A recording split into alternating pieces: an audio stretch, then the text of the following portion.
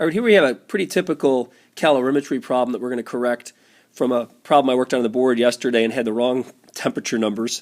So class, thanks for listening to this again. Here's the problem.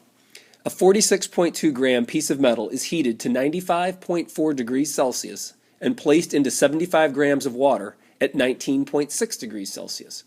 If the final temperature of the system reaches 21.8 degrees Celsius, what is the specific heat capacity of the metal?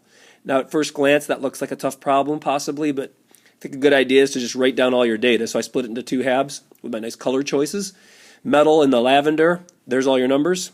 Already did the delta T calculation because that's the one that can be tricky, especially when you pick the wrong final temperature. But notice it's a negative number because I'm actually going down in temperature there. So it's not vital that you report that as a negative number, but you'll see how it works later. And then water in red, you see all those numbers there with the temperature change being 2.2 degrees. So one of the points I want to make is even though the same amount of heat is being, in a sense, released by the metal into the water, the temperature change is pretty different. Water is a good absorber of heat. Metals are good conductors of heat. Now, one of the keys in doing this problem, or a hint I could give you, is we have to assume the energy lost by the metal, 100% of it, equals the energy gained by the water.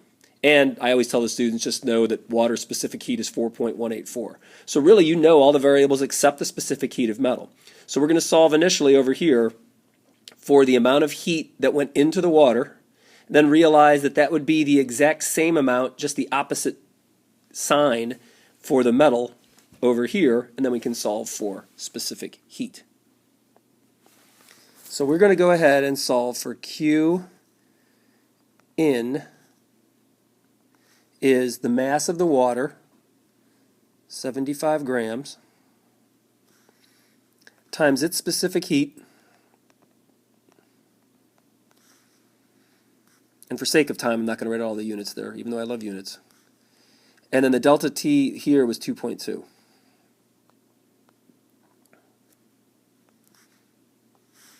Adding all that up, or multiplying all that, you get 690.36. And that's in joules. Okay? Now, the Q out is going to be actually the negative of that.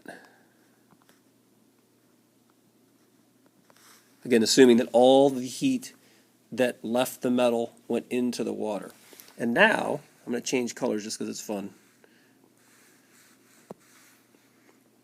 We can solve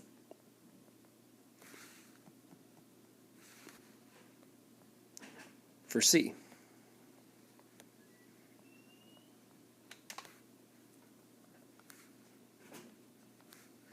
Mass of the metal again was 46.2, so just make sure you keep those numbers straight. We don't know what C is, but we do know that the delta T in this case was negative 73.6. All right, rearranging one last time here. I'm going to rewrite it this time without units.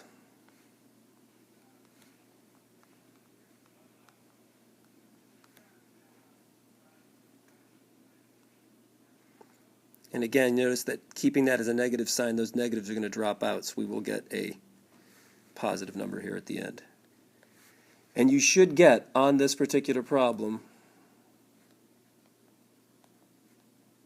and now I can put the units back in, joules per gram degree Celsius. So that would be the specific heat of that metal, using basically the idea of energy in equals energy out. Hope that seems better to my class. Thanks.